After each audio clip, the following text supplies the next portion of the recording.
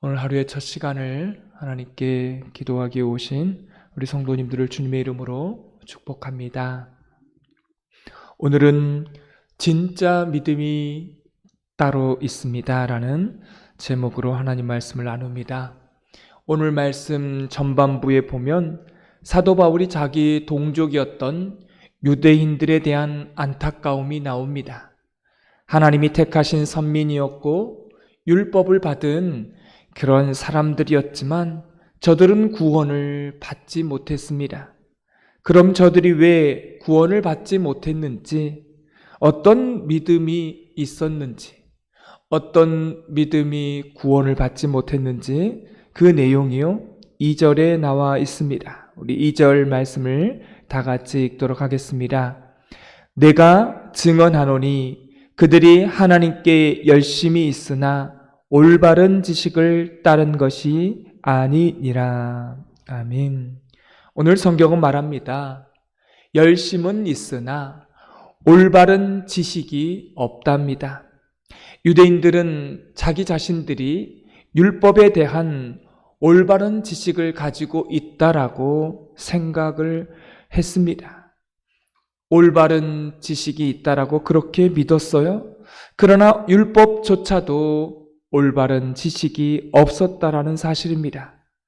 사랑하는 성도 여러분, 믿음이라는 것은 맹목적인 믿음, 맹신을 의미하는 게 아닙니다.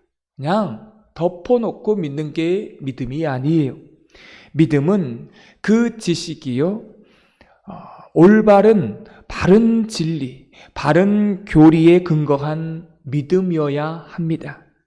그래서 오늘 성경은 믿음의 실체를요 이야기할 때 올바른 지식이 있을 때 올바른 믿음이 생긴다라고 말씀하고 있습니다.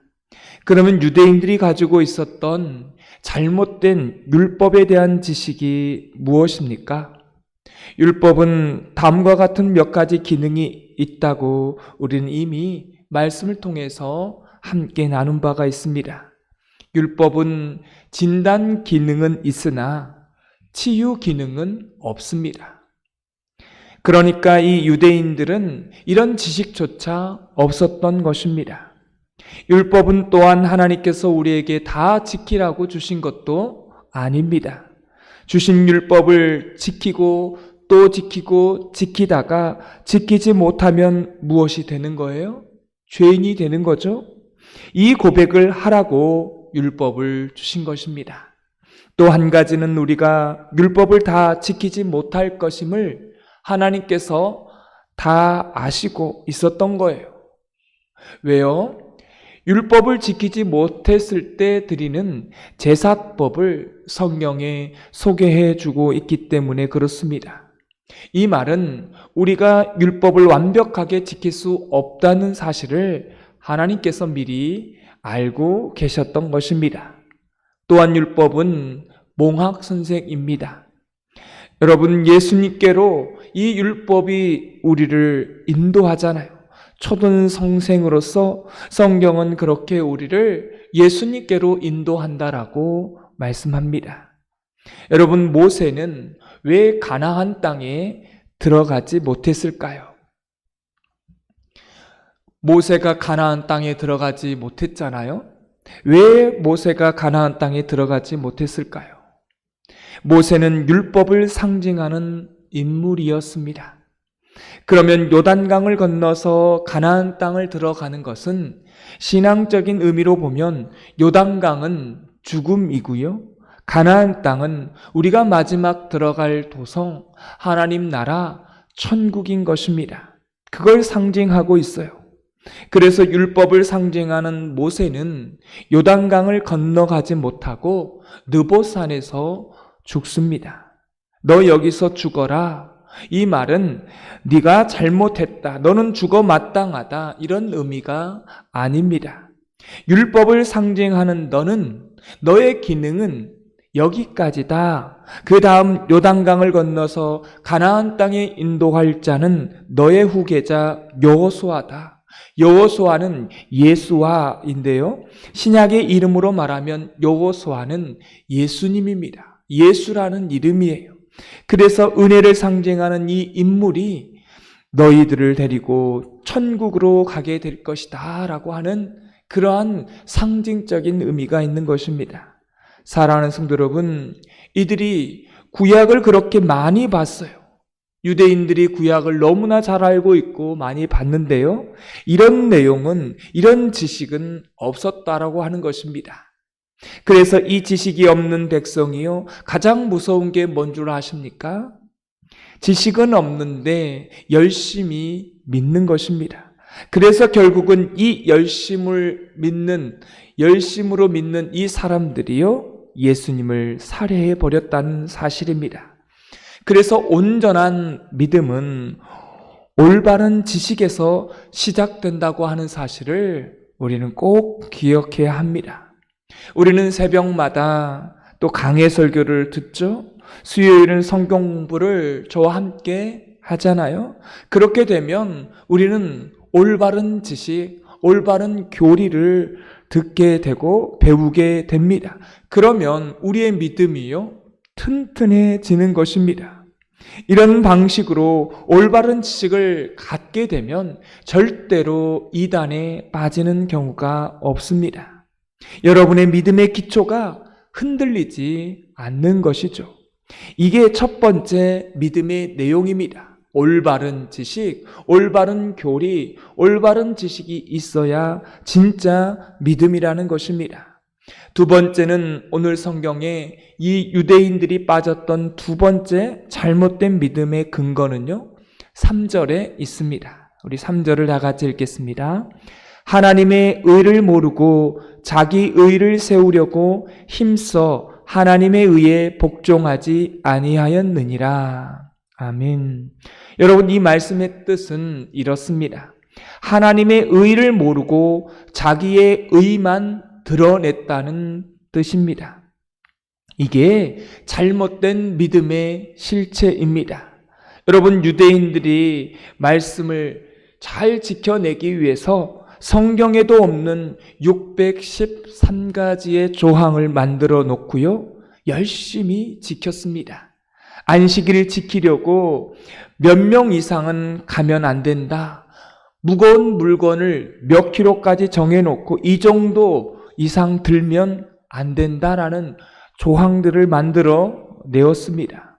사실은 이건 좋은 의미예요. 왜냐하면 율법을 잘 지켜보려고 열심으로 노력했기 때문에 그렇습니다. 그런데요, 이들의 결론이 잘못되었습니다. 이들은 형식만 지켰던 것입니다. 여러분, 본래 율법의 정신은 무엇입니까? 하나님을 사랑하고 이웃을 사랑하는 것이 율법의 가장 중요한 정신입니다. 근데 이것은 다 사라져버리고 형식만 남는 거예요. 그리고 그 형식을 지키면서 이렇게 말해버린 겁니다. 나는 다 지켰다. 그 다음 문제가 더 중요해요. 그러므로 나는 의인이다. 나는 다 지켰기 때문에 나는 의인이다. 그러므로 나는 구원을 받기에 합당한 사람이다. 이렇게 말해버렸다는 것입니다. 그런데 어느 날 예수님이 오셔서 너희들은 다 죄인이다. 이렇게 이야기하니까 이 사람들이요, 뭐라고 했겠어요? 기분이 나쁜 겁니다. 내가 너희의 죄를 대속하기에 왔노라 하니까 기분이 나쁜 겁니다. 그리고 그 예수님을 받아들일 수가 없어요. 결국은 예수님을 십자가에 살해해버린 겁니다. 이게 유대인들의 도식이었던 것입니다. 여러분, 그래서 그들이 열심히 하나님의 말씀으로 산 건 나쁘진 않아요. 근데 그걸 누구의 의로 삼았어요? 자기의 의로 삼았다는 것입니다. 나는 다 지켰다라고. 그래 놓고 그 다음 문제가 뭐라고요? 너희들은 왜 못 지켰느냐? 나는 다 지켰으므로 선민될 자격이 있다라는 거예요. 나는 예수님이 필요 없다라고 말하는 겁니다. 이렇게 자기의 의를 드러낸 사람은 결국은 예수님을 살해할 수밖에 없다고 하는 사실입니다. 진짜 믿음은 무엇입니까? 우리가 율법을, 하나님의 말씀을 가지고 피 흘려서 열심히 지켜보면 내릴 수 있는 결론이 뭐라고요? 딱 한 가지밖에 없죠.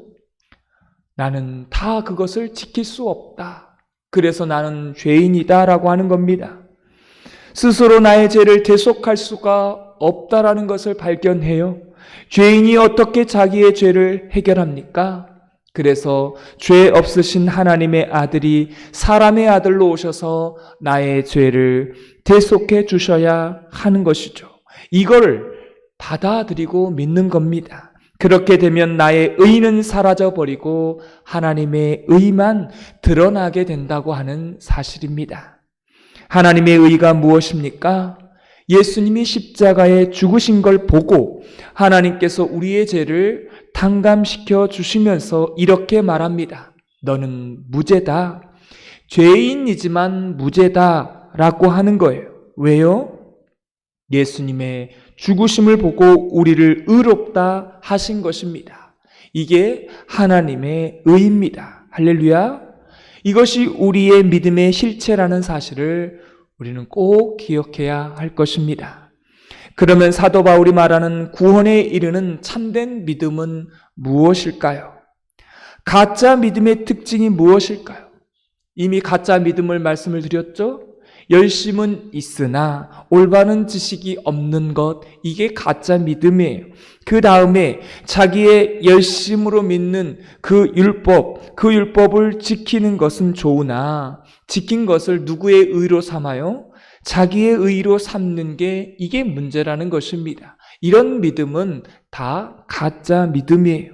그래서 자기 의를 드러내고 자랑합니다.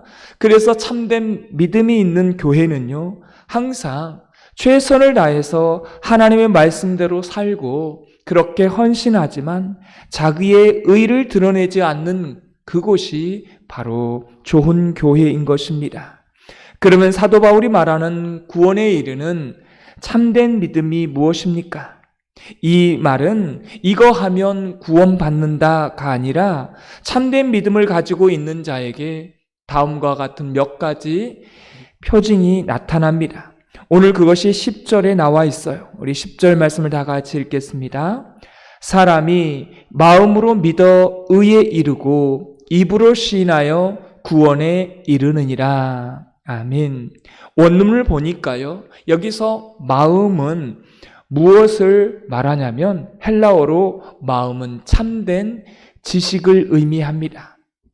여러분, 아까 말씀드렸던 그 말씀과 정반대되는 말씀이죠. 유대인들은 무엇이 없었습니까? 열심은 있었으나 지식이 없었습니다. 율법에 대한 참된 지식이 없었던 것이죠.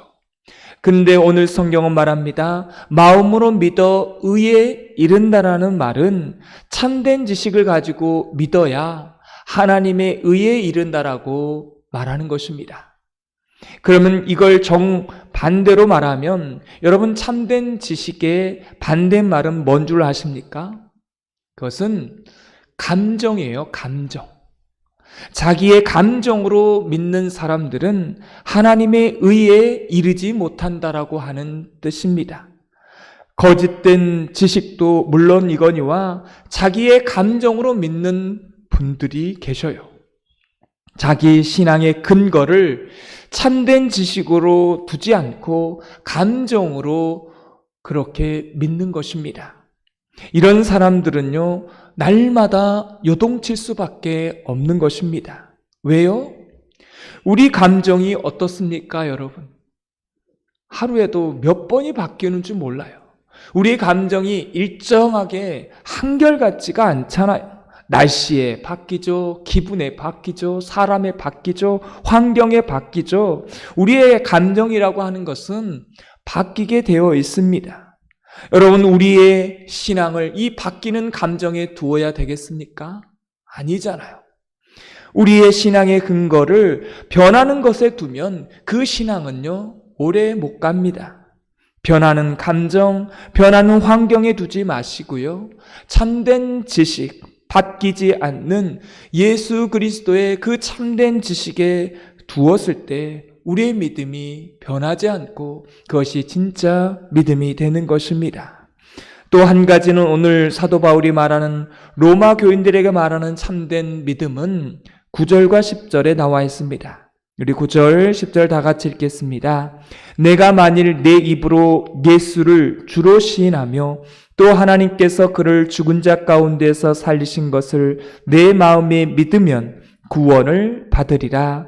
사람이 마음으로 믿어 의에 이르고 입으로 시인하여 구원에 이르니라. 아멘.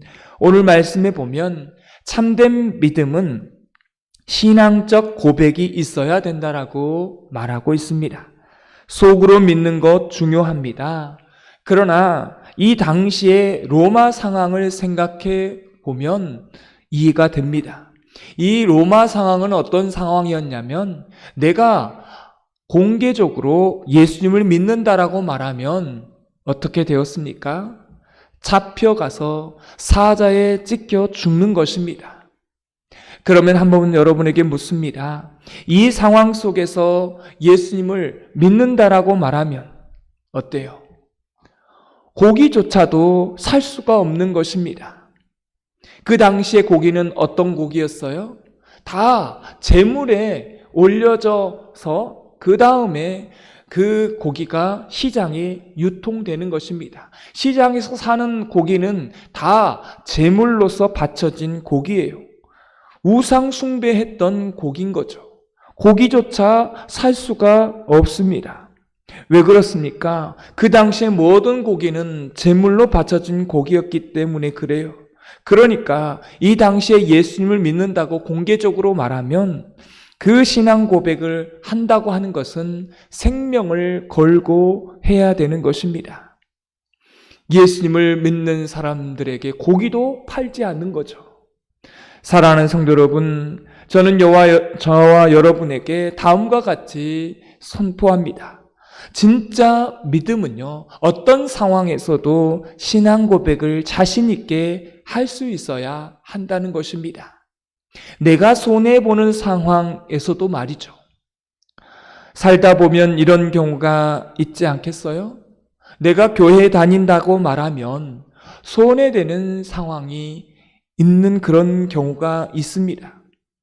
만약에 그런 경우가 있다 하더라도 내가 신앙 고백을 자신 있게 할 수 있어야 한다는 것입니다. 혹시 손해보는 일이 있어도 여러분, 이게 쉽지 않는 거죠. 어려운 것입니다. 근데 성경은 우리에게 말씀하고 있어요. 이런 로마적인 상황에서 예수님을 입으로 시인하는 것이 우리의 믿음의 실체라는 것입니다. 여러분, 이것은 한순간에 나오는 게 아닙니다. 여러분의 매일매일의 순간마다 이렇게 희생되어야 되고 손해를 봐야 되고 사람들의 눈치가 있어야 되고 이런 눈초리가 있을 때 내가 예수님을 믿는다라고, 내가 예수님 믿는 사람이라고, 내가 교회 다닌 사람이라고 고백하는 것은요, 내 몸 안에서 익숙하게 습관되어져 있는 것들이 그때 나오는 것입니다. 내 안에 있는 것이 나오는 거죠. 나에게 손해가 오는 상황일지라도 신앙 고백을 하는 그 믿음이요, 진짜 믿음이라는 것입니다. 할렐루야. 또한 오늘 성경의 13절은 이렇게 말합니다. 우리 다 같이 읽겠습니다. 누구든지 주의 이름을 부르는 자는 구원을 받으리라. 여러분, 여기서 주의 이름을 부른다라고 하는 말은 기도한다라고 하는 말입니다. 이것은 하나님을 바라보는 사람만 기도하는 거예요. 아무나 기도하지 않습니다. 하나님을 지향하는 사람, 하나님을 찾는 사람만 기도합니다. 여러분, 교회에 나와서 중얼중얼하면서 하는 기도가 아니라 자기 인생에 좋은 일이 있을 때 하나님을 찾고요, 슬픈 일이 있을 때도 하나님을 찾는 사람, 또한 나의 일상 가운데 사소한 일도 하나님을 찾아요. 여러분, 이런 지향성이 있는 사람이 하나님을 구하고 기도하는 사람입니다.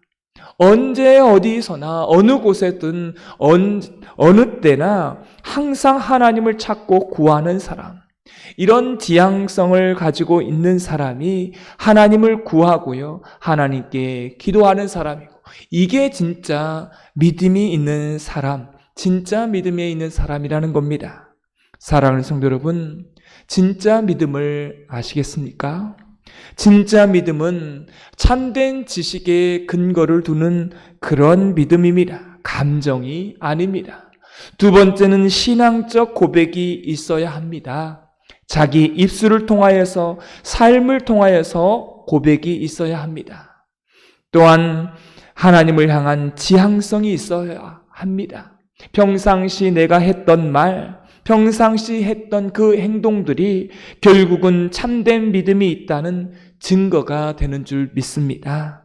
이런 참된 믿음을 가지고 오늘 하루도 이 신앙을 잘 보이고 사람들에게 나타내 보이고 그런 믿음의 사람, 참된 믿음의 삶을 살아가는 저와 여러분이 되어지기를 주님의 이름으로 축원합니다.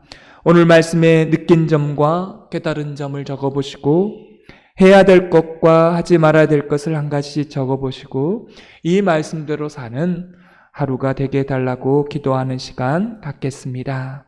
기도하겠습니다. 하나님 아버지, 참된 지식에 근거한 믿음, 감정이 아닌 영원히 변하지 않는 예수님을 믿는 그 참된 지식을 가지고 믿어야 참된 믿음이라고 말씀을 했습니다. 하나님, 유대인들은 열심히 있으나 그 열심히 있었을 뿐 참된 지식이 없어서 참된 믿음을 갖지 못했습니다. 하나님, 우리에게 참된 지식을 허락하여 주셔서 그 지식, 예수 그리스도를 향한 지식으로 나아가게 하여 주옵소서. 어떤 상황에서도 입술로 신앙 고백을 할 수 있게 하여 주시고 다른 사람 앞에서 우리의 믿음, 우리의 말과 행동을 보여지는 그러한 모습을 가지고 믿음 생활하게 하여 주옵소서. 하나님을 향한 지향성을 가지고 말과 행동이 예수님을 믿는 사람답게 보여지며 살아가는 진짜 믿음의 삶을 살아가는 오늘 한 날 되게 하여 주옵소서. 예수님의 이름으로 기도드리옵나이다.